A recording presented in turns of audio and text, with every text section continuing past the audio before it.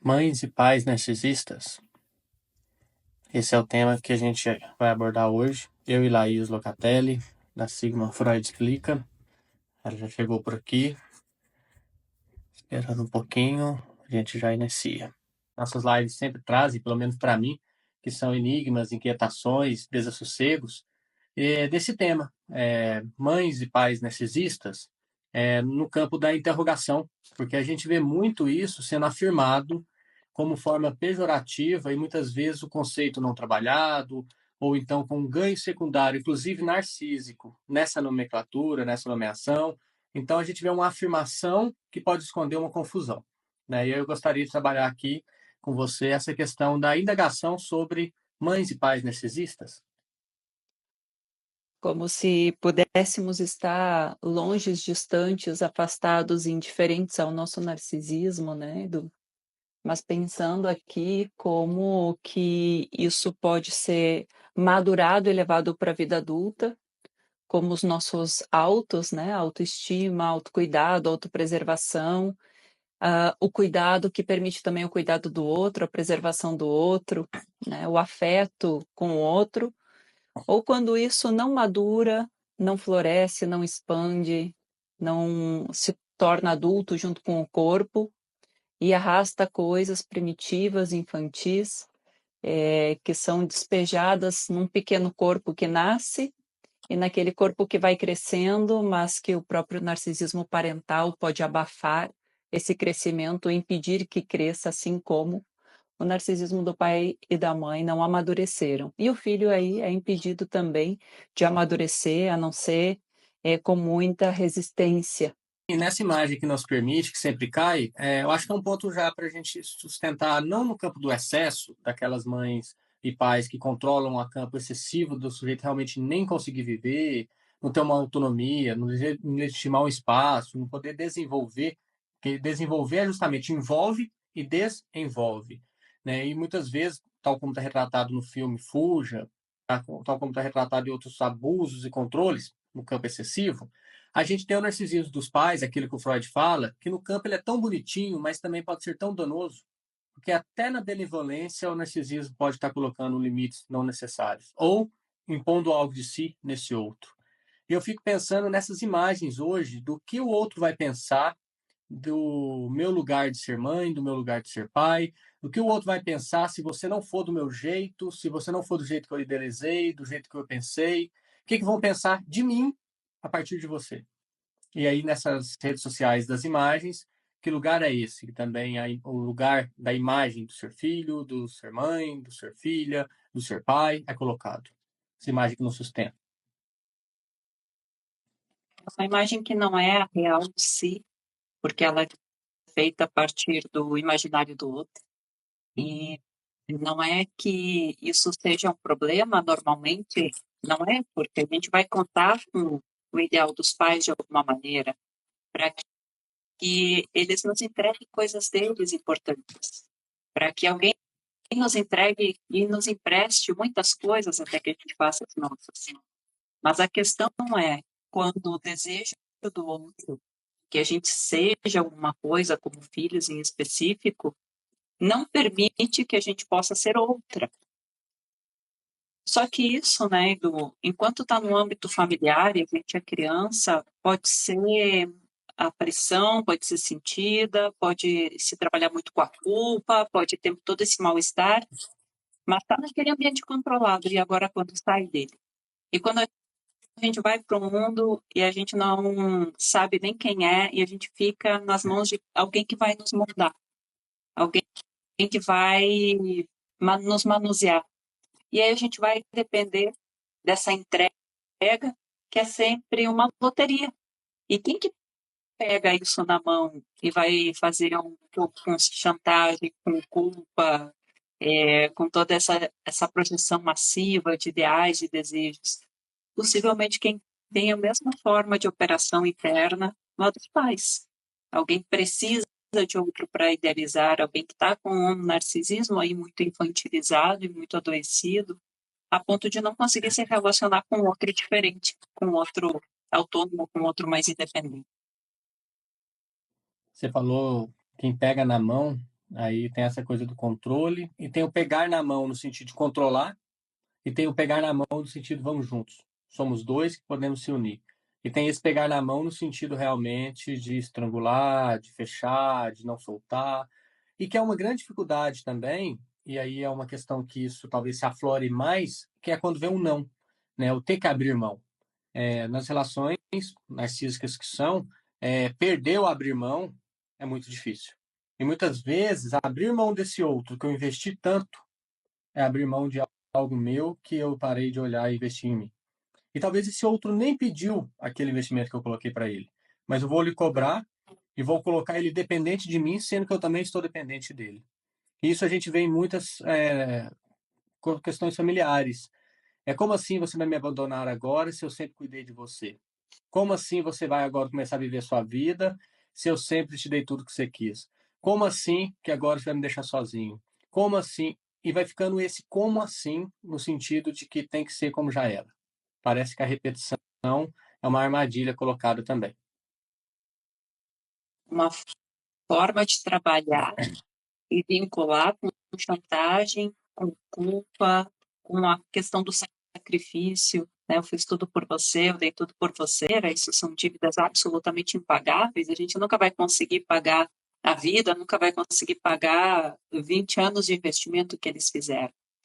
Então, quando a gente vai pensar em como que a culpa fica latente, como ela dilacera quem é cobrado por uma situação tão gigante que é ser pai e mãe. E ainda entra esse outro lugar também do desencontro. O desencontro de isso que eu não tive, eu te ofereço, você não quer?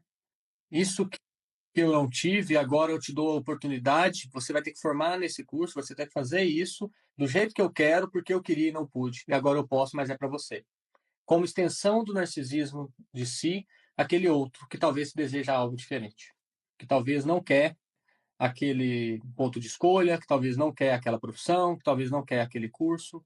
E isso já é investido desde o imaginário do nosso próprio nome, né? Quando o nome é escolhido, já vem toda uma carga junto. Já vem todo o imaginário colocado. Já vem toda uma aposta colocada. Que abrir mão disso, para muitos é difícil e vão virando cada vez mais posse e posse realmente de chantagem, porque é a forma dos poderes. E aí começa a limitar com o que pode. Inclusive, a escolha do nome é muito importante, porque aí já aparece muita coisa. O nome da menina, o nome do menino, que às vezes é o jogador de futebol, quem eu admiro, com quem eu me identifico, quem faz as coisas que eu gostaria de ter feito, mas eu não pude fazer, não tive oportunidade, não consegui. Da menina, às vezes é uma artista, uma modelo, né? Alguém que eu gostaria de ser, mas que eu também não pude ser, eu não pude ter essas oportunidades e tal. E a questão do desejo, né? Do, assim, quando um desejo ele come o desejo do outro, né? E a gente fala talvez mais em mãe narcisista, porque Lacan já nos dá uma pista sobre isso da mãe crocodilo, que abocanha o filho, que mastiga o filho, né? Que se delicia com aquela criaturinha, porque via de regra, a mãe renuncia ao seu narcisismo durante uma boa parte para entregar ao filho, para que ele esteja é, absorvendo aquele narcisismo. Não que ela tenha e o morda, né? Que se espera que o pai esteja em outro lugar, inclusive segurando a mão desse crocodilo para que ela não abocanhe o próprio filho. Porque quando esse crocodilo abocanha o próprio filho, o filho não se torna um sujeito desejante, ele se torna um objeto da mãe. E aí a gente vai ver na clínica aquele sujeito sem desejo, impregnado de um vazio. E onde é que está o desejo dele? Às vezes não pôde acontecer, não pôde crescer, não pôde aparecer. Está soterrado em algum lugar ou está mastigado por essa mãe. O que me faz pensar em uns elementos aqui muito contemporâneos a nós, inclusive foi tema de Enem, sobre o sobrenome, e também o nome do pai, que é um conceito, inclusive, lacaniano, né? E o nome do pai tem muito a ver com o desejo de quem faz a função materna e tudo mais, mas é bem interessante a gente pensar esse nome do pai que muitas vezes não existe, desse pai que não assume a paternidade, desse pai que não assume função, essa função fica muitas vezes não se sabe para quem, esse pai que desaparece, que não é colocado esse abandono como narcisista, que não é legitimado esse abandono como narcisista no sentido de que só pensou nele e esse outro é um objeto deixado no mundo, e que muitas vezes é um objeto, inclusive, para fotos rápidas, para status, para colocações quando interessa e depois no incômodo devolve. E a sobrecarga social que muitas vezes fica numa mãe, que por não ter outros recursos, tem que atualizar a sua vida e modificar toda a sua vida ali, senão vai ser julgada e jogada em um lugar de desespero. Porque esse que vem ajudar também a não abocanhar é também esse que pode dar algum lugar de amparo junto. E muitas vezes essa função é a função de solidão, é a função solitária, que se não se unem um e outro, parece que tem uma certa defesa nessa fusão, correndo o risco de ser muito pejorativada e inclusive muito trágica, se não é colocado no excesso, mas tem uma certa defesa também nessa união, nessa defesa, que é colocada depois como narcisista, porque, veja, e tudo que fizer está errado. Lembrando que função paterna e função materna, elas funcionam muito bem quando elas estão em dois corpos diferentes. Edu, é estrutural nosso precisar de dois corpos, porque enquanto um entrega um certo amor incondicional, um certo eu te amo apesar de tudo, o outro entrega eu te amo, mas, contudo, observe isso, tem essa norma, tem essa lei, tem esse limite, tem. Então vai fazendo todo o contorno. E a função materna e paterna em dois corpos, ela é muito interessante porque um é fiscal do trabalho do outro. Todo mundo trabalha com gozo e com os seus excessos, né? Gozo no sentido daquilo que é excessivo, daquilo que sobra, daquilo que invade o outro. Então, quando se tem a possibilidade de poder compartilhar, e não falando só da biologia, falando de um lugar afetivo, o trabalho fica mais leve, o trabalho fica possível de ser melhor elaborado, porque é difícil a gente ver os próprios excessos. Normalmente eles são apontados de fora. A gente pode pegar pequenos exemplos, né? Eu não bebi muito, aí a amiga diz, bebeu sim. É? Mas eu nem dei tanto barraco. Mas eu nem estudei tanto. E aí vem alguém e diz assim, nossa, você não saía do quarto, né? Só não sei, ensino médio estudando. Esse lugar do porte do excesso vem muito do outro. Sim. E é interessante isso que você está fazendo. Eu fiquei pensando em alguns pontos aqui. Porque geralmente, realmente, tem um terceiro, né? Por isso que esses dois corpos com mais um, tem um terceiro que vai fazer quase um tira-teima, ou vai fazer uma cumplicidade, ou vai fazer um jogo de poder, ou vai fazer um ponto de indagação. E esse terceiro, muitas vezes, é o que a gente está vendo hoje nas redes sociais e que coloca até para a gente, ou enquanto função clínica, muito mais interessante isso também, de que coloca para a gente o enigma. Será que realmente que é o outro que é o narcisista? Ou será que eu sou também narcisista? E onde fica também os filhos narcisistas que fazem manipulação com esses pais também, que muitas vezes estão entregues no afeto, no jogo de culpa e de culpabilização? Quem realmente é o ponto narcisista dessa questão? E aí tem, né, esse conceito que veio nos últimos dias mais falados, assim, nos últimos tempos, a partir desse lugar, da entrada de um terceiro, de um quarto, de um quinto, de um sexto, de um sétimo, que são as comunidades hoje que já falam mais disso, que pode ser, realmente tem algo aqui. Não, isso aqui não tem. Você já pensou em indagar isso aqui? No elemento Fuja, no filme Fuja, que é um filme que mostra isso de forma muito absurda, é necessário que alguém mostre que você não tem isso aí que sua mãe está te colocando que você tem. Para sair desse lugar é preciso ter um ponto de enigma. E aí eu fiquei pensando nessas funções que a gente habita socialmente. Tanto a função de mãe, função de pai, função de profissional, função de parente, função de alguma coisa, que são todas narcísicas. E como o narcisismo ele busca um espelhamento, ele vê no outro a estranheza, que é um familiar estranho nosso. Ao ver no outro a estranheza, é quase difícil não nomear. Que seja para tentar remodelar esse outro, que seja para tentar ver se você também vai se portar diferente, então, essa pequena diferença, do narcisismo das pequenas diferenças que o Freud fala, traz um mal-estar, mas traz a possibilidade de alguma mudança. Caso contrário, dois ali ficam num lugar de alienação muito, muito perigosa, assim. Então, acho que isso tem a ver com todas as funções, se a gente quiser abranger para outras questões também, nas profissões, no trabalho, Quantas vezes que isso no trabalho também não é colocado no campo da chantagem, do poder, de dois se colando de um jeito e um sendo objeto daquele outro? A gente trabalha muito a questão da comparação, não se compare, não se compare, mas a comparação ela nos dá uma certa medida de normalidade daquilo que é válido também, daquilo que funciona, daquilo que faz sentido dentro daquele tempo e daquele espaço, sabe? Das mães que compartilham as experiências com os filhos e que de repente tem alguma coisa que salta os olhos diferentes e as outras dizem, mas isso daqui é estranho, né? Mas o seu filho não escolhe as próprias roupas, por que não? Mas ele quer mesmo ir no jogo de futebol, porque eu vejo ele triste lá, ele não está adaptado, né? O que está acontecendo? São termômetros. Né?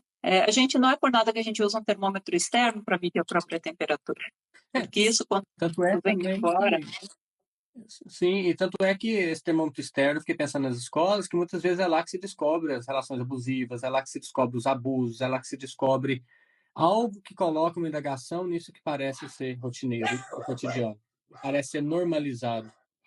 É realmente esse lugar do não se compare, né, que vem se trazendo, né, tem um lugar assim, se você não se compara, você se baseia a partir do quê, então? A partir de onde? Né? Se a gente absolve algo do outro. inclusive a comparação extrema é uma ferramenta bastante usada nas relações, essas de abuso e de aniquilação do outro, né? Porque se a filha, o filho do vizinho é assim e eu idealizo, a minha idealização se aproxima mais daquele, eu vou te fazer parecer com aquele, porque ela é bonita, porque ele é forte, porque ela é isso, porque então isso pode vir muito como um massacre do verdadeiro eu, mas como um termômetro sempre é importante, né? E do assim o olhar do outro olhar do pai que está avisando a mãe, oh, não está exagerando, deixa a criança brincar por conta, deixa ela tentar, deixa ela existir, deixa ela sair com as amigas, deixa ele jogar futebol, né? Porque essa coisa do fazer uma imagem e depois constituir a criança dentro desse pote é muito limitante. Então, às vezes, a criança não pode nem dizer o que quer, e aí vem alguém e fala por ela, alguém que essa mãe ou esse pai podem escutar de fora. Às vezes é uma avó, mas ele não quer ir lá. Por que você está forçando ele para a escolinha, não sei do quê? Né?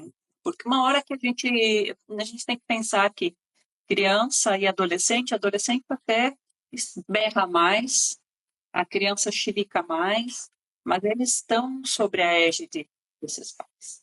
Não tem muito o que se fazer quando é criança e adolescente, ou quando a gente tem uma dependência econômica e de sobrevivência. A gente pede assim, o que eu poderia ter feito? Possivelmente não poderia ter feito muito. O que a gente pode fazer é olhar para isso a posteriori e ver o que ficou desses pais, porque a função materna e a função paterna, ela vai deixando de ser necessária a partir do momento que a gente constitui um pai e uma mãe interna. Eu saio de carro, eu bebo, eu não vou pegar meu carro na saída, porque o meu pai interno está falando assim, nem pensar, você nem pense nisso. Mas é esse aqui que está falando, não precisa do externo, né? Então, aquilo que a gente incorporou como pai e mãe, aquilo que a gente internalizou como pai e mãe, a gente pode rever, porque eles estão aqui dentro. Isso a gente faz muito em análise, é um trabalho muito complexo, mas muito bonito. Sim. O Freud ele resgata o poeta, e eu gosto muito de retomar isso, que é quando ele fala de que aquilo que herdaste dos teus pais, conquista-o para fazer o teu. E é justamente isso, né? A gente herda estilos, modos de vida, não herda só coisa material e dinheiro, essas coisas não. A grande herança é a que está em vida. Essa é a grande herança psíquica, né? A que o sujeito está em vida ainda, não é aquela que vão brigar depois que o outro morreu. É a herança de o que ficou de cada um, o que você tem da sua mãe, o que você tem do seu pai, o que você tem de quem fez função, que seja sua avó, que seja seu tio, que seja, enfim, que seja quem for, o que você tem disso em você? E o que disso em você realmente dá para absorver, dá para constituir, dá para fazer algo seu, e o que disso aí você está preso porque parece que é o único jeito de ver, de se posicionar. Então, vai colocando para nós também esses elementos, né, de que esse outro em nós, que aí entra, né, a questão que você disse, nem pensar nisso, não faça aquilo, então eu faço isso igual tal pessoa fazia. Nossa, só que eu vejo fazendo isso aqui, eu assusto que é o que eu não gostava do outro fazer, mas eu faço porque não soube desligar e tratar disso. E aí é muito também colocado, muitas vezes, que a pessoa consegue mapear o ponto de prejuízo, mas muitas vezes não procura tratamento. E aí, além do ponto de prejuízo, fica no ponto de indagação e questionamento, que fica no looping simplesmente de tem o prejuízo, o porquê disso sem resposta, e aí fica no jogo de culpabilização e um jogo muitas vezes de sabe onde está, mas tem um ganho secundário, que não dá conta de sair. Buscar o tratamento é inclusive colocar um terceiro no ponto de trauma. Ter como sair dessa treta, né, e muitas vezes vem o questionamento eu consigo sair, eu consigo não ser assim? E se eu tiver acesso à maternidade, como vai ser? Eu vou replicar isso? Ou como não replicar isso? Esses questionamentos surgem. Alguém que eu estou me relacionando, como é que eu consigo sair dessa lógica depois que eu vou entrando numa e outra e outra e outra, por uma repetição? E tem uma coisa muito importante que a gente pode pensar que é o trauma que muitas vezes vai ficar, uma experiência traumática, um trauma em si. Como é que a gente vai fazer uma elaboração disso, né? Como é que a gente vai sair do polo passivo de ter sofrido isso para um polo ativo? O que que eu faço com isso e dar um novo destino para isso? Não que a gente vai mudar o passado, mas a gente pode mudar as pessoas com quem a gente se relaciona agora, a gente pode mudar a forma como a gente se relaciona, e a gente pode mudar a demanda, porque possivelmente vão ficar muitas necessidades e muitas coisas em abertas e pendentes. E possivelmente a gente vai cobrar de uma pessoa que não tem como nos dar, e se nos dá, a gente vai boicotar porque não é dela que a gente quer do pai e a mãe originário, e eles, se pudessem ter dado, teriam dado, e se não deram, porque não quiseram, também não tem como a gente reverter e convencê-los a dar algo que não nos deram antes. Então, isso é muito interessante, porque aqui que está a transformação e a elaboração. O que que eu vou fazer com isso a partir de agora? Como é que eu transformo isso? A gente sabe, né, Edu, assim, que fazer essas movimentações muito grandes e muito profundas sozinho, possivelmente mais andar na onda da repetição, especialmente porque o trauma nos induz a isso, né? Essa indagação constante, esse sonho constante, sonho no sentido de sonho de trabalho lírico, não de que sonho como projeto de vida, para Sim. poder conectar, ir desconectando, ir se soltando disso e poder ir para outros lugares, buscar outras coisas que não aquelas que ficaram pendentes também. E essas são as questões muito enfáticas nas relações abusivas, de controle narcísico, de que muitas vezes aquele outro que te dá a pulsão de vida, você não permite que a pessoa esteja. Ou seja, começa a cortar laços de amizade, começa a cortar laços de pessoas que querem que você abrange experiências, que você rompa uma repetição, e ficam presos no mais do mesmo, porque ali se tem um controle garantido. Aí fica uma relação abusiva, onde o sujeito se vê apagado na sua própria memória. E enquanto foi falando, eu fiquei pensando nesse apagamento da própria memória, esse negócio falou assim, do que não ser. E fica um lugar do apagamento da própria memória, que é esse outro vai contar quem eu sou. E muitas vezes, esse outro conta quem eu sou a partir de como ele deseja que eu seja. A pessoa do relacionamento abusivo, ela vai falar de você, quem você é, a partir da destruição que ele quer colocar para você depender dele, porque veja o tanto que ele é bonzinho com você. Mesmo você ser tão destrutivo assim, ele está com você ainda. Se a pessoa está com você ainda, não abriu mão, ela não abriu mão mesmo que seja cheio de defeitos, mas defeitos que é contado a partir da memória que interessa de quem narra. E o apagamento da memória de, nossa, eu tenho coisas importantes na minha vida, nossa, eu tenho recursos na minha vida, eu tenho inteligência, eu tenho afeto, eu tenho crítica, parece que se perdeu, que apagou. Porque o que o outro fala de mim é que eu não dou conta de fazer nada, que eu não valo nada e que eu dependo dele e vejo que ele é bonzinho, eu tenho que agradecer. E isso em todas as esferas abusivas é colocado, um apagamento de memória de quem se é. O sujeito fica até irreconhecível, esse outro terceiro diz. Né? Essa questão da pulsão de vida que vem no terceiro que indaga aquilo que não vai bem. Que aí pode ser o clínico, que aí pode ser outra pessoa que aparece, pode ser uma amizade, pode ser uma pessoa que fala, oh, isso aí não está bem, estão se destruindo. Qualquer um que chegar nessa função também. ou você não é bom em nada, você não sabe, deixa que eu faço, por que que você não me pediu ajuda? Eu disse que se você fizesse sozinho, você ia se lascar. Então, eu digo que nem é uma destruição, porque às vezes nem foi construído para destruir. A questão da autoestima, a questão de uma força, de movimento, de uma autonomia, às vezes não foi construído. Né? A gente está com um adulto na clínica e ele diz assim, eu não, eu falhei, eu digo, você não aprendeu, como é que vai desaprender? Você não construiu, como é que vai desconstruir? Como é que você vai destruir uma coisa que não está lá? Muitas vezes não está lá.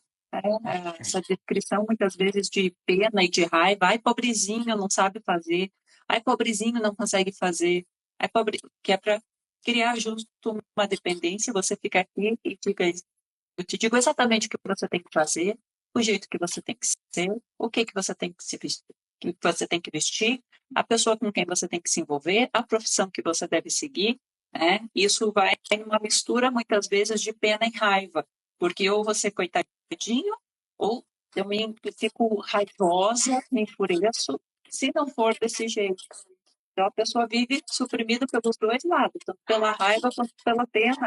E aí falta um ambiente saudável, que é o que vai nos proporcionar um ambiente de expandir, de formar nossas próprias características, nossos próprios gostos, os nossos próprios desejos. Né? A gente vai precisar o reconhecimento, a gente vai precisar a validação aqui, a gente vai precisar o acolhimento em casa, né? Porque senão a potência vai ficar prejudicada. E Sim. E o acolher facilmente não... cai ali, né? E esse é um Facilmente ponto cai ali. E esse é um ponto interessante, assim, o acolher não é concordar, porque muitas vezes acolher é justamente não concordar com a destruição que o sujeito está fazendo de si. Com o lugar mortífero que o sujeito está habitado. Talvez, igual você disse, nem construiu, mas está habitado no lugar mortífero. Talvez acolher é justamente indagar esse lugar, de falar, não, isso não está bom. Alguém vai ter que te ajudar a nomear isso também, porque você não está percebendo o fechamento que você está colocado. Muitas vezes, então, porque a gente confunde isso, né? A gente fala, acolher é concordar com o que eu quero. O sintoma concorda, né? Concordar com o sintoma, concordar com o que não está indo tão bem, concordar com o que está entrando no gozo destrutivo. Muitas vezes acolher é indagar justamente com um certo mal-estar de que não vou pactuar dessa destruição que você traz. É um lugar de enigma fundamental para tentar resgatar alguma construção. Mas estou indagando esse lugar que você está, mas estou aqui para podermos construir algo diferente. Estamos aqui para você poder ter outra base, para poder sair desse lugar. Porque senão vai ficando como uma base única, a base de uma ilusão mesmo, desse cativo que vira cativeiro, desse lugar que prende o sujeito. Porque, veja, você trouxe dois exemplos interessantes, que é a pena e a raiva. Eu vou tentar provocar os dois, porque eu fiquei provocado por eles. A raiva, muitas vezes, é querer repelir esse outro que não concorda comigo, que no fundo eu sei que eu não estou certo, mas eu não dou conta de sair. Então, como que esse outro não vai concordar comigo de eu ficar na posição que eu estou? Eu tenho raiva, eu quero repelir o outro, porque o que eu estou querendo repelir de dentro eu não estou conseguindo. Então, eu vou repelir qualquer outro que me mostrar que eu tenho que repelir algo de dentro. Eu tenho que repelir qualquer outro que vier me puxar para a pulsão de vida, muitas vezes, porque eu não estou conseguindo lidar com algo meu aqui dentro. Então, a raiva ela vem até com essa energia de jogar esse outro longe, como uma defesa de não tentar lidar com o que está difícil em si. Muitas vezes a raiva vem até nesse campo. Né? Repele aquele que vem para auxiliar na pulsão de vida, por exemplo. E aí eu fiquei pensando também nesse lugar da pena que é colocado, né? Desse lugar de pena. Não, da pena de você é uma pena. Mas dá para a gente brincar nessa pena da dó. Essa pena, dá para a gente brincar na pena jurídica. Na pena jurídica. Tá, você paga uma pena mesmo. Quando você está com alguém que faz com que você acredite que depende dele porque dá dó. Aí você paga uma das coisas mais caras ao eu, que é ficar escravo do superior. É uma pena eterna, quase impagável, se o sujeito não colocar uma indagação nisso. É onde o sujeito começa a se cobrar demais. Se cobrar demais. Tem uma coisa muito importante do que eu penso agora, que o nosso status natural não é super egóico, não é da exigência, não é dessa rigidez, não é da cobrança, não é do mal-estar. Isso a gente pode ver com qualquer criança brincando, se a gente interrompe o bem-estar dela, ela fica furiosa, ela não entende por que alguém está interrompendo o prazer e o bem-estar dela. Porque a gente aqui nasce com isso, com as nossas pulsões, e elas têm um destino livre. Vou brincar, eu vou produzir alguma coisa, né? Vou produzir nos jogos, eu vou me divertir, eu vou para a escola, é aquela coisa mais lúdica, é brincadeira, é pintura e tal. Então, esse é o nosso estado natural. Essa é O uma pergunta desprazer boa, vai né? entrando de fora, né? Por que que a gente não consegue fazer algo que a gente faz brincando sob pressão? É justamente isso que você está trazendo. Eu lembro, acho que é a própria Raíssa Leal, com o skate, né, que foi fazer a prova, alguém falou para ela, lembra que você está brincando, o seu resultado vai ser melhor que você ficar sob pressão. Porque o brincar é uma forma de falar sério, e a gente esquece disso. A leveza também tem função psíquica, a gente esquece disso. A gente pejorativa tudo que é mais leve, a gente pejorativa tudo que quando você tem que ficar parado, quando você tem que sair daquela correria. E para um controle e domínio narcísico, a correria, quem dita sou eu, que controlo. Dita quem tem poder. O ritmo dita quem tem poder. Então, dar uma pausa é dar um enigma. Dar uma pausa é também poder brincar. Isso não é desperdício. Só que é colocado como desperdício. É colocado como perda de tempo, é colocado como, então, você está invalidado. E não. Também é importante a gente lembrar desses elementos do tempo de brincar. Quando a gente tem essa experiência na vida de ter pais e mães narcisistas no sentido de imaturos e que não conseguiram fazer bem os seus papéis, se separando do filho, né? Deixando o filho ser autônomo, independente, fazendo esse caminho por ele mesmo, nós vamos ter um problema aqui na frente. Porque esses pais, ao estarem aqui dentro, eles seguem nos perseguindo, eles seguem nos castigando, eles seguem judiando através de nós. Então, quando a gente consegue chegar no processo de psicanálise, onde o psicanalista tem outro modelo, que não é da culpa, que não é da aniquilação, que não é do julgamento, que não é da pressão, que não é me conte aquilo que eu quero escutar, que não é por que você não fez isso e fez aquilo. Então é possível repensar isso. É possível começar a olhar para outro modelo e dizer isso funciona, isso me engaja, né? Porque, via de regra, a gente pega um modelo e segue o mesmo tipo lá na frente. Por isso que a gente diz assim, saio da mão de um e caio na mão de outro. Sair da mão da narcisista ou desse pai menos reconhecido, esse narcisismo do pai, né? Mas do pai narcisista, vou para o relacionamento, vou para um trabalho, é assim, vou para uma amizade, é assim. Então fica nisso daqui, porque parece que é a única coisa que existe. E você traz uma coisa muito linda que é, e quando o outro traz outro modelo, traz um lugar mais saudável, traz um lugar onde a função de vida, onde a pessoa possa expandir, de repente ele não consegue reconhecer isso.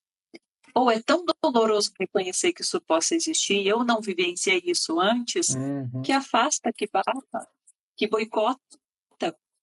E quantas vezes na clínica, né, a coisa está começando a fluir, a dar frutos, e a pessoa interrompe, porque aquilo se torna, de certa maneira, insuportável, porque aquilo fugiu muito do modelo. Se essa pessoa daqui está conseguindo se relacionar bem comigo, com respeito, com acolhimento, então meu pai e minha mãe também poderiam. E por que eles não fizeram? Pode se tornar ainda mais doloroso. Mas tem que lembrar que, apesar de ser dolorido a gente olhar para isso e se despedir desses pais que a gente gostaria de ter tido, eles continuam aqui, então daqui para frente na nossa vida, nós alterando esse modelo que ficou, essas marcas que ficaram, tem muito por se fazer.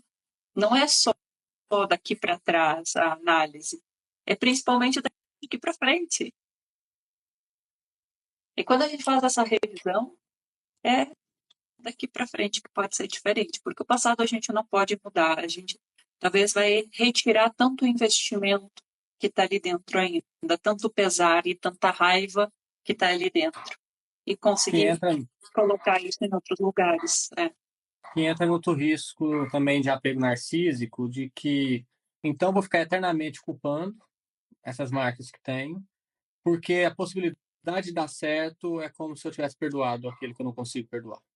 Então, também tem esse movimento, assim, de como assim, agora eu vou experimentar esse prazer e vou deixar aquilo apagado ou esquecer daquilo que ficou marcado em mim. O que é marcado em mim, não necessariamente é como foi, né? Muitas vezes é como o sujeito absorveu, é como o sujeito e compreendeu. Talvez tenha até mal entendidos em tudo isso também. Mas é interessante como é que o sujeito muitas vezes não suporta o que dá certo, porque dar certo é como se também legitimasse com aquela forma que foi tratado e não gostou, tivesse dado certo junto.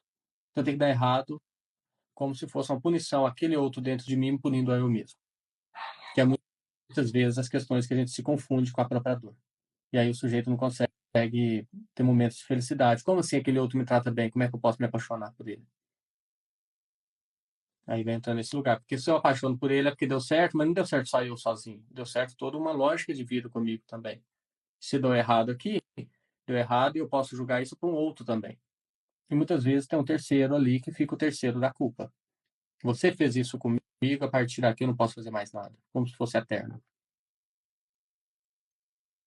É uma forma, talvez, de castigar o outro, né? Por isso que quando a gente vai falar em perdão, hoje eu estava falando sobre isso na clínica.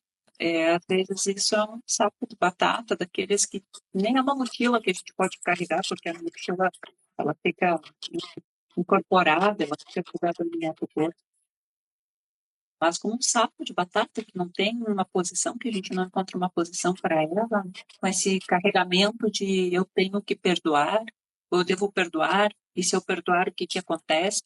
Porque também é uma forma de eternizar um lugar ali, como se fosse possível liberar o outro de uma responsabilidade que ele não conseguiu dar conta, ou que ele não quis se responsabilizar por aquilo que tinha. E nós não podemos fazer isso. Ninguém pode liberar o outro da sua própria responsabilidade. A gente não pode é, libertá-los daquilo, né, que eles mesmos criaram e construíram. Aquilo toca só a eles. A nós toca talvez conseguir um novo modelo para fazer coisas novas. Enquanto a gente estiver com essa carta do perdão, ela pode pesar muito na nossa mão. Como que vai perdoar alguém? Como que vai liberar alguém que teve algum altíssimo impacto de emoções negativas e traumáticas na nossa vida? Pois é, mas será que esse perdão ao outro não é ao outro em si? Não ao outro, não ao outro carne, outra pessoa? Não é ao outro em si? Não é deixar ir esse que está marcado em si? Tal como o Guimarães Rosa traz, de que odiar uma pessoa é a forma mais próxima de estar perto dela o tempo inteiro, que você não consegue sequer esquecer, ela fica com você o tempo inteiro dentro de dentro. Eu fico pensando justamente nesse trabalho, não esse outro externo. E muitas vezes esse outro externo nem fez a impressão que a gente absorveu, ou fez e também nem marcou para ele tal como. Então talvez ele nem se sente que tem que ser perdoado. Talvez na forma dele lá é isso e foi.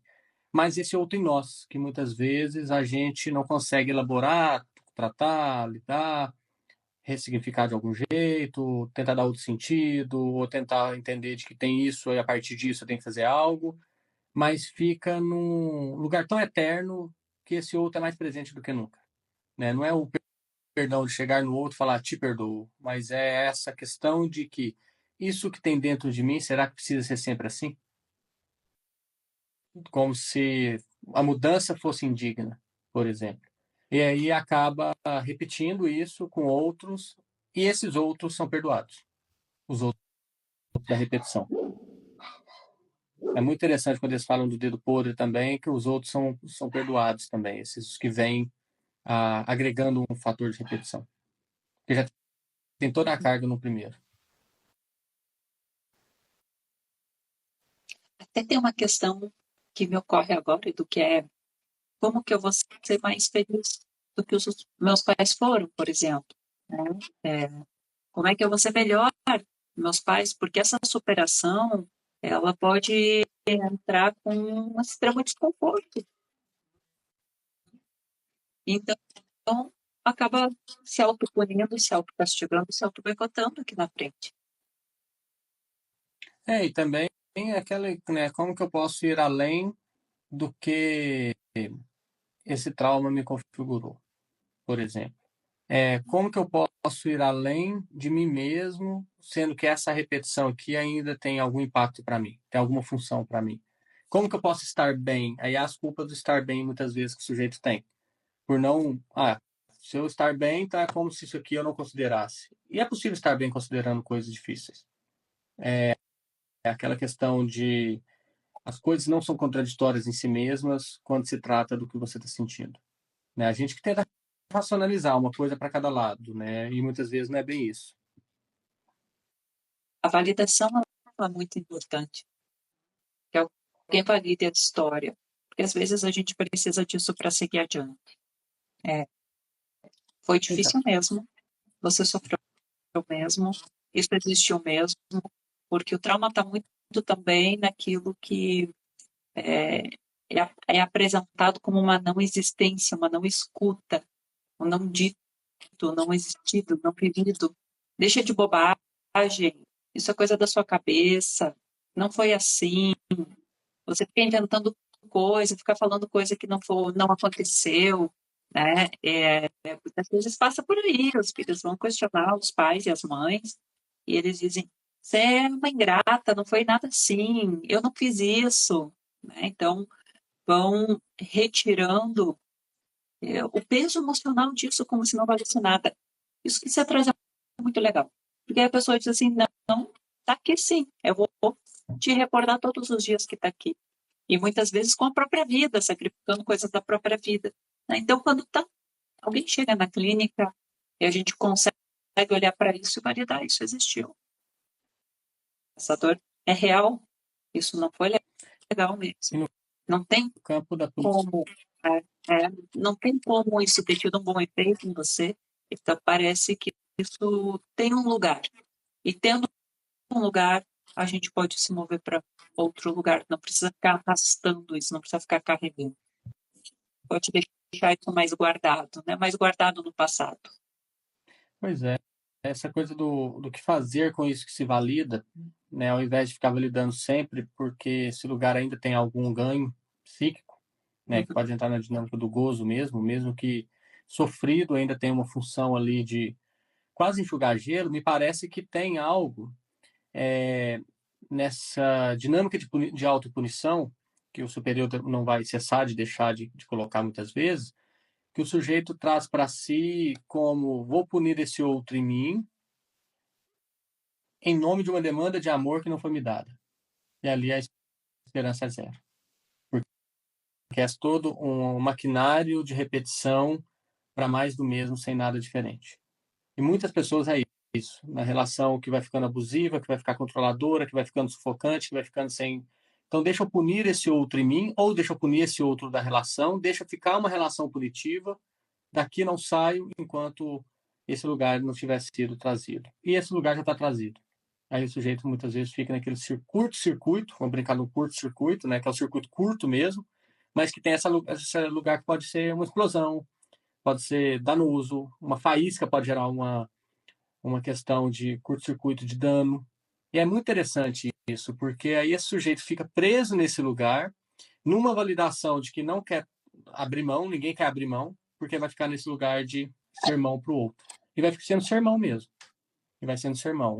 Não um sermão de pega e ajuda, porque essa aí vai ser recusado. Espera aí que ainda estou gastando muita energia destruindo. E muitas vezes, você falou, pagando com a própria vida. Como se validei, logo daqui não saio.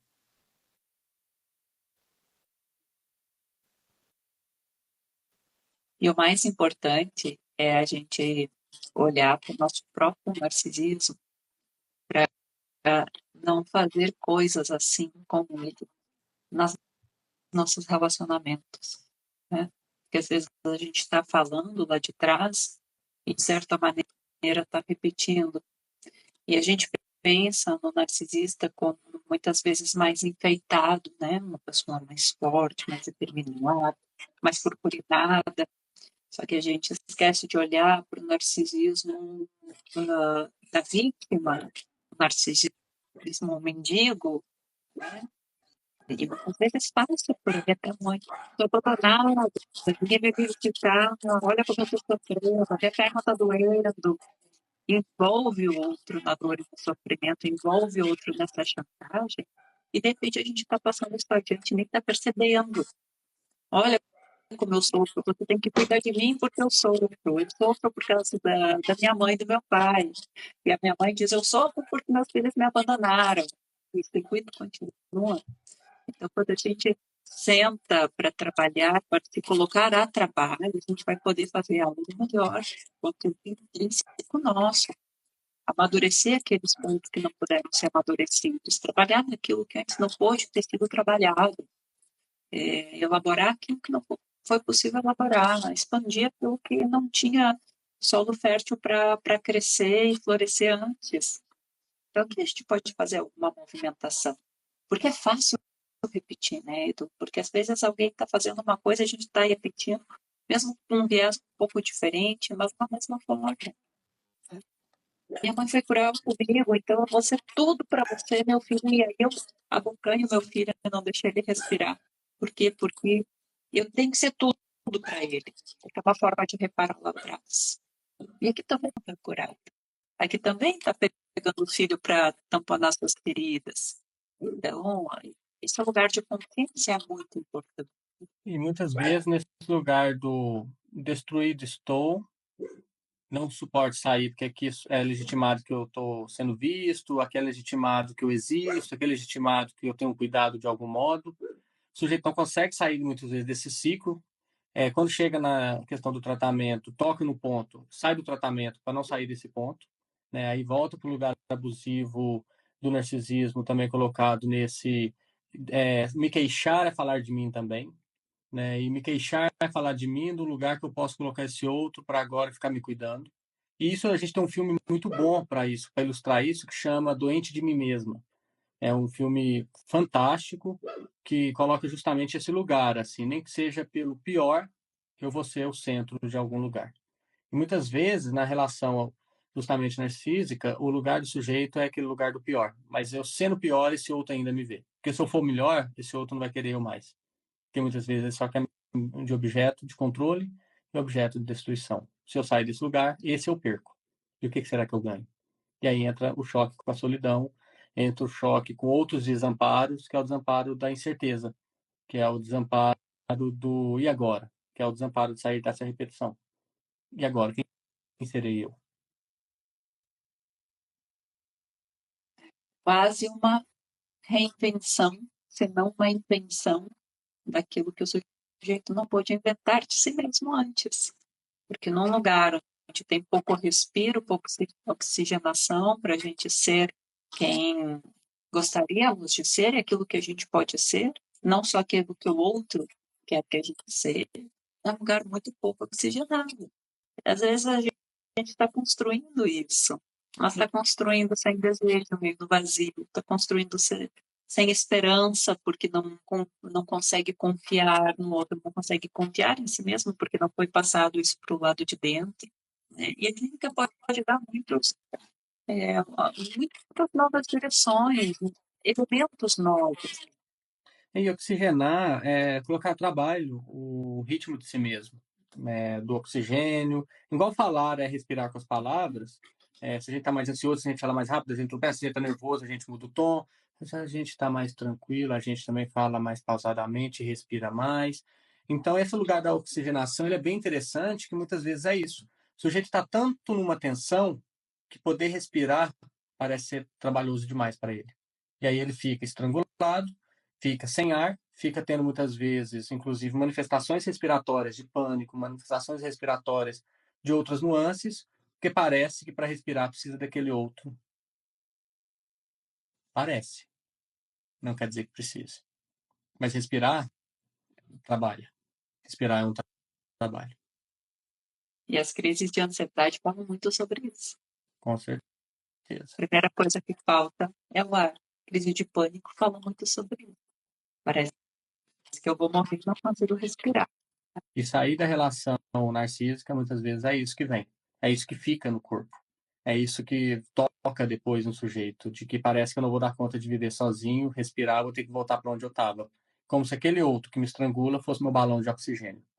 E aí a palavra tóxico é interessante, porque é um oxigênio que intoxica. Mata pouco a pouco, se não de uma vez. E aí a gente tem as tragédias que a gente vê várias vezes aí em noticiários das várias, mais variadas espécies também. Bom, falando em fôlego, fôlego a gente tem, só não tem muito tempo hoje, né? Então fica um convite ao pessoal de nos acompanhar, inclusive no curso que vamos ministrar com esse título, de 4 encontros, e acompanhar nossas postagens, que a gente vai estar falando um pouco mais disso, ou melhor ainda, dizendo, provocando mais sobre isso. É muito mais provocações do que resposta, já que é um tema que carece mesmo de ser indagado de várias esferas. Mais uma vez, obrigado, e que a próxima live seja em breve, né? Até a próxima. Edu, estão todos convidados a olhar o curso que a gente está preparando com muito carinho. Nessa primeira rodada, nesse primeiro momento, vão ser 4 encontros falando sobre mães narcisistas e pais e mães narcisistas. Vamos um pouco dividir esse tema e olhando tanto as coisas mais questionadoras, mais do dia a dia, até as coisas mais profundas de estruturação e etc. Sim. Acompanhe aí pelas postagens que vem novidade e até a próxima, Edu. Até a próxima, mas só deixando aqui para o pessoal também, para a gente fazer até a próxima com eles. A linguagem que a gente elegeu para o curso é uma linguagem que resvala no técnico, mas vai ser uma linguagem mais transmissível. Então, não precisa dominar os conceitos, uma vez que teremos mais tempos para trabalhá-los do que aqui na live. Na live, muitas vezes, a gente solta pontos soltos para ficar ressoando e causando, e no curso a gente vai ter mais formas de lapidação de cada ponto que a gente trouxer. Então, fica o convite de vocês também estarem conosco aí no curso e em outros movimentos, né? E aí fica assim. Até a próxima. A live vai ficar salva, viu, pessoal? Obrigado. Tchau.